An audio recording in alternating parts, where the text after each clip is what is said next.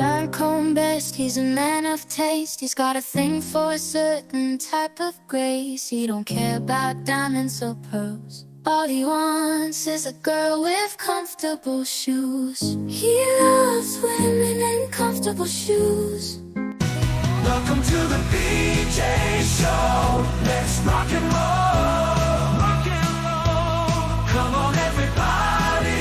Let's lose control. Brad and John, they're the ones to follow. Yeah, ready for the ride. It's the BJ Show. BJ Show. BJ Show for 9/11. Unfortunately, we have not one but two very top-of-mind news stories this morning. John Combest, good morning to you. Good morning to you, Brad. This is the A block, which means we start right at the top of the hour, a little bit after the top of the hour news and stuff like that.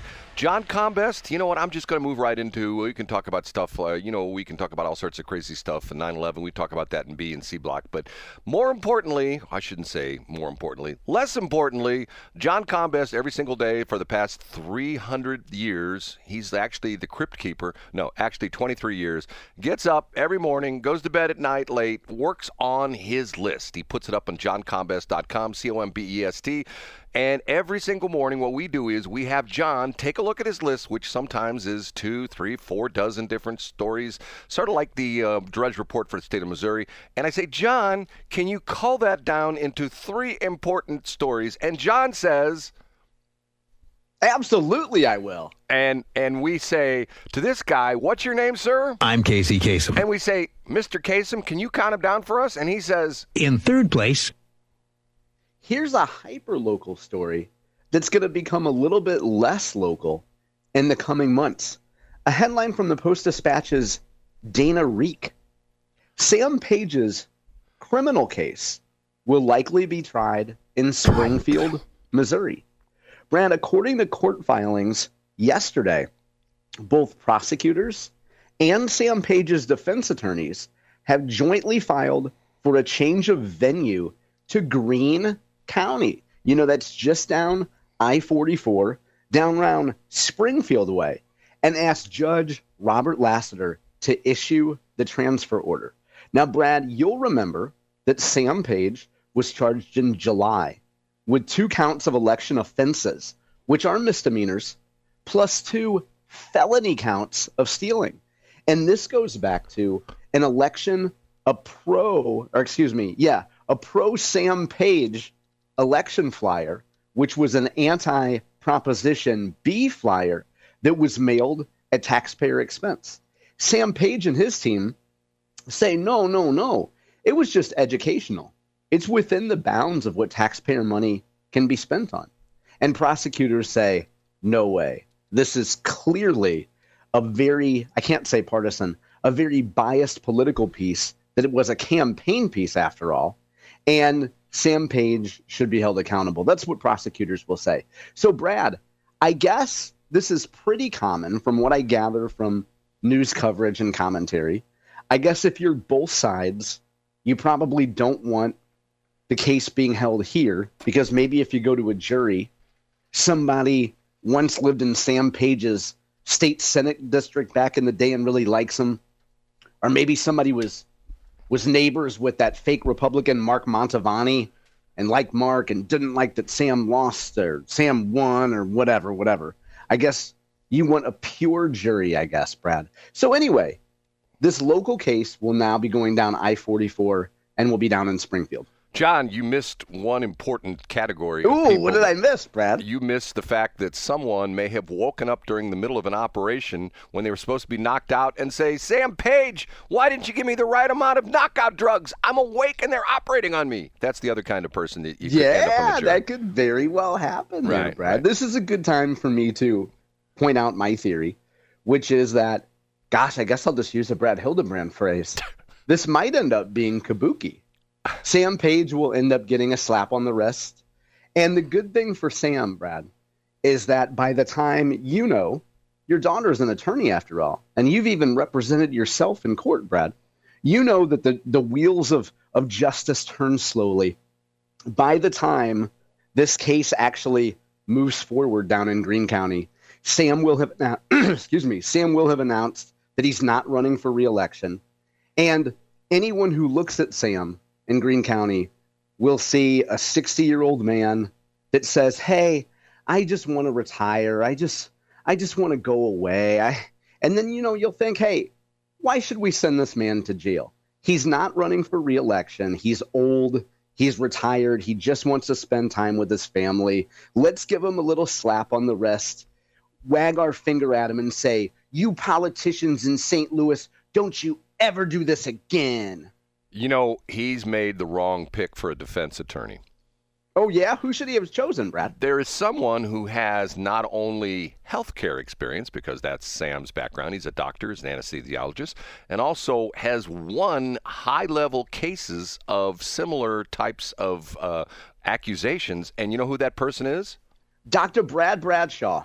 Kim Gardner. He should have Kim Gardner as his defense attorney, because that would certainly be a theory, Brett. They probably go way back. I'm sure they've been at a number of events together. They would have had some sort of interaction with each other. That's a good idea, Brad. If you remember, she weaseled her way out of the Supreme Court in the state of Missouri with a slap on the wrist when she should have gotten disbarred and thrown in jail. Remember, the whole crazy stuff with what she did? You know what I'm talking about, John. Brad, in honor of September 11th, I don't know if I've ever heard any Kim Gardner stories before. And in honor of September 11th, this morning I added a new item to our glossary, Brad. What's that?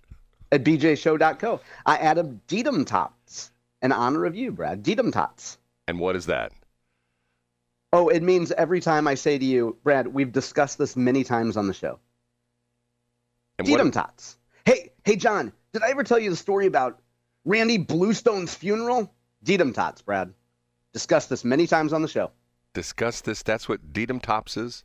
Yeah, and you can go to bjshow.co and click on glossary, and you can see the full definition of DTMTOTS. John? Discussed this many times on the show. I'm turning over a new leaf. I'm never going to tell a story again. How's that? You ready? Oh, yeah, that'll last for a half segment. Let's get into story number 2. Up a notch to number 2. Yesterday at the Missouri Capitol, we had a bunch of the usual suspects stomping around and making noise, and national and local mainstream media celebrating the voice of the people protesting this tyrannical process. And while all that tantruming and symbolic performative stuff was going on, real legislators were doing real things. Missouri Senate Democrats were fighting in the Senate chamber against Republicans who were trying to change debate rules in the Missouri Senate. But I'm burying the lead here, Brad, because if you go to Jake Kroesen's Whispering Gallery today, you will learn that President Donald Trump spent roughly 20 minutes on a phone call with Missouri Republicans, talking, according to Jake, about how popular Donald Trump was in the state of Missouri. How if Donald Trump ran again, he'd win Missouri for a third time. And in fact, he thinks he actually won by a bigger margin than the results show in 2024. So pretty cool that the leader of the free world was on the phone with Missouri Republicans for, roughly a third of an hour. I mean, that's a lot of time value when you're talking about, that's a long time to spend with the leader of the free world. And we shouldn't forget to point out that, as Jake mentions in the Whispering Gallery, Republicans aren't exactly united on changing the debate rules. And what this comes down to, Brad, is that I think it's fair to say that a majority of Republicans are willing to change Missouri Senate debate rules in order to get redistricting through. In other words, they know that if given the opportunity, Democrats will pull out every trick in the book to filibuster, to delay, to stop redistricting, and actually stop initiative petition plans as well.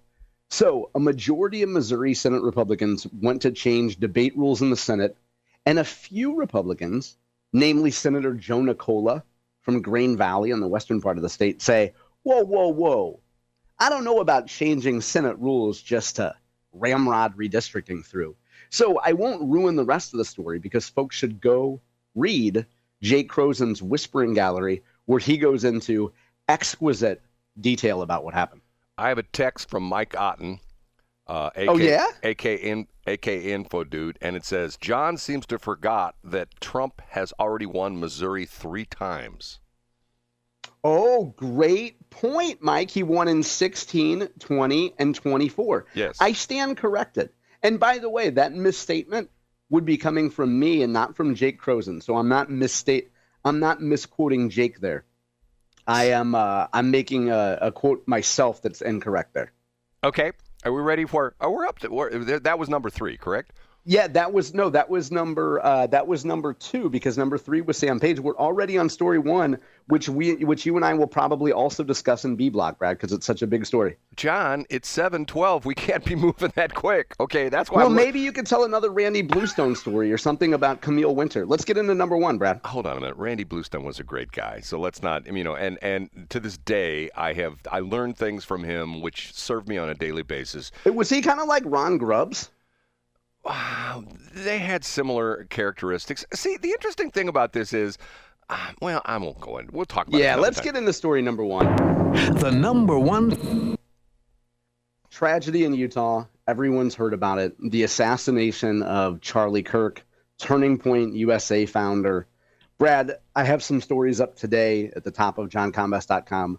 A lot of folks in Missouri actually had a relationship with Charlie Kirk, who knew him. Some folks even knew him on more than just a casual basis. They could actually call him, well, either a really good acquaintance or actually a friend. And I have some quotes up. One piece that I would point people to, a piece from, excuse me, Brad, a piece from KMIZ in Columbia. And a gentleman named Daniel Seitz is the chief of staff to State Senator Brad Hudson. And Daniel tells a story about actually sitting down years ago with Charlie Kirk, and when Turning Point USA was a nascent organization, and when they were all a bunch of young guys and gals sitting down thinking about what they could do to make another version of the Reagan youth, so to speak. The idea of pushing back that all young people were just going to be liberals or Democrats in the mold of Barack Obama. So Mr. Seitz tells a few of his stories, and they also quote some other folks from the University of Missouri campus, University of Missouri Columbia, including the president of the University of Missouri College Republicans. So, Brad, we heard at the top of the hour before we went on the air that the manhunt is on in Utah for this. And I hear that the video is gruesome. I have avoided seeing the video. I certainly don't want to see it. And just a horrible, horrible thing coming out of Utah. I don't know what much more there is to say about it, Brad. John, as the more this shapes up, this is not some amateur that did this. I mean, this is somebody who apparently has obviously some semi-advanced to advanced firearms training. This was a sniper shot. And I know that people are going to say, well, it was only 300 yards. Yeah, the sniper, you go and watch, the Chris Kyle movie and stuff like that. You see he's doing it from like a mile, stuff like that.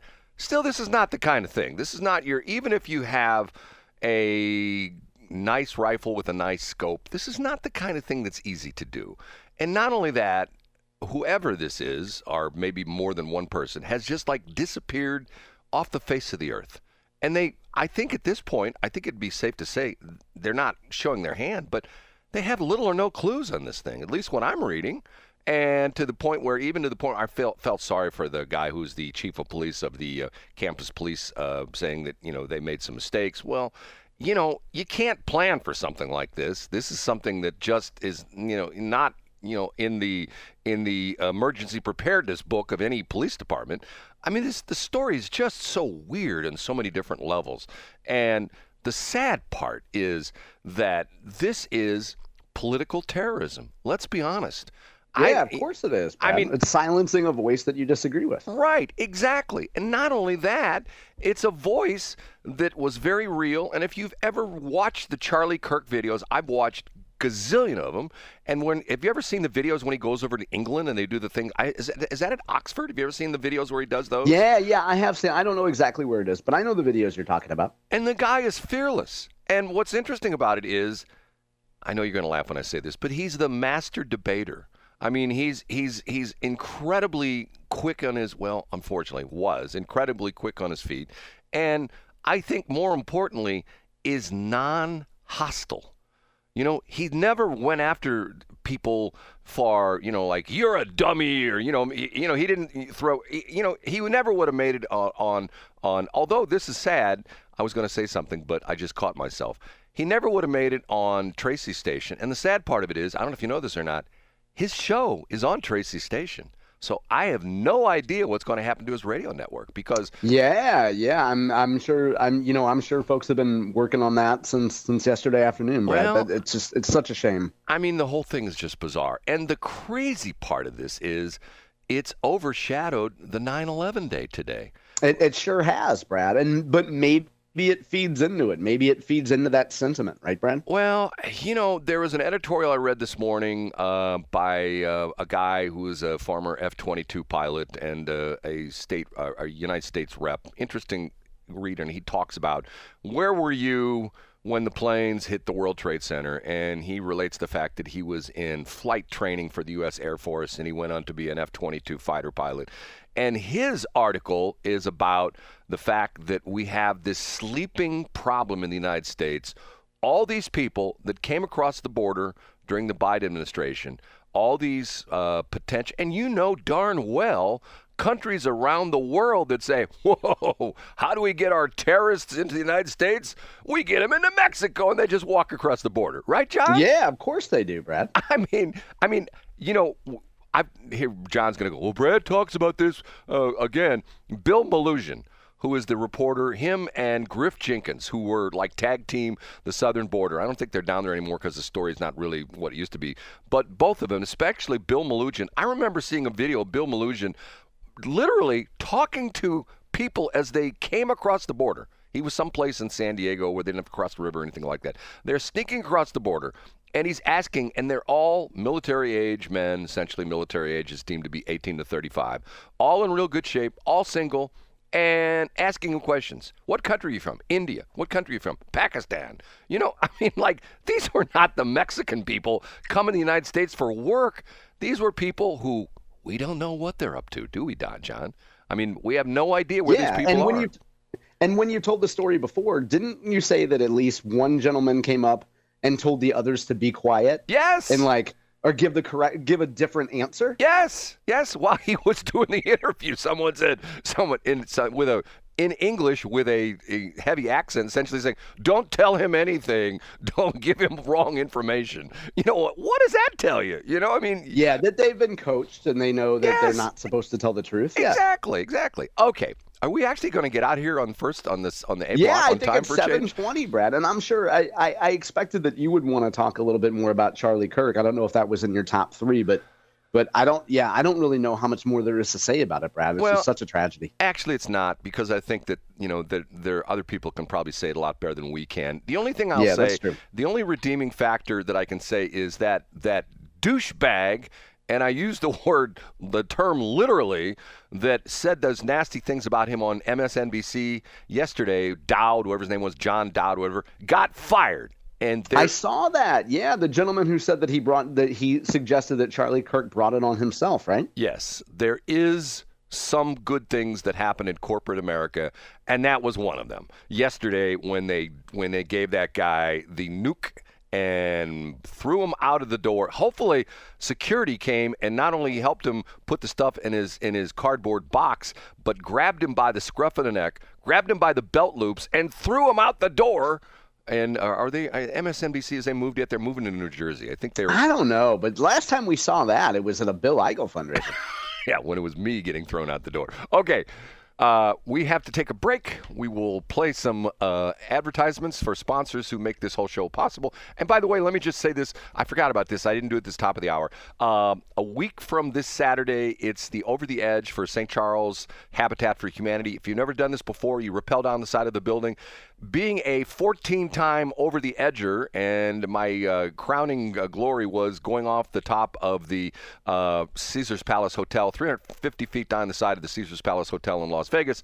This one is easy. It's only 14 floors, and it's only. Are you doing it this year, Brad? See, I don't know yet. It's still up in the air. I mean, I told him. And don't you have to drop at least $1,000 to do it? Well, I told him I'd help promote it, and quite honestly, this may sound weird, but 14 floors is like, 14 floors is like me cutting the transmitter site and having, not having the tractor catch on fire. So in other words, you're going to big time them and tell them if it's not Caesar's Palace, it's nothing. Well, I told him, I said, here's what I wanted to do. I wanted to rappel off the St. Charles County EMC Schlossberg Tower, which is 444 feet. That one I would have done and paid for. But 14 floors, don't know.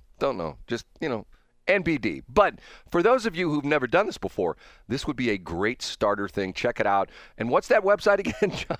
What's the website, John? It's OTE247365.org. No, it's OTE636.org. OTE as over the edge. Are you sure, Brad? Yes, I'm positive. OTE636.org. Okay, we're going to take a break. We'll be right back.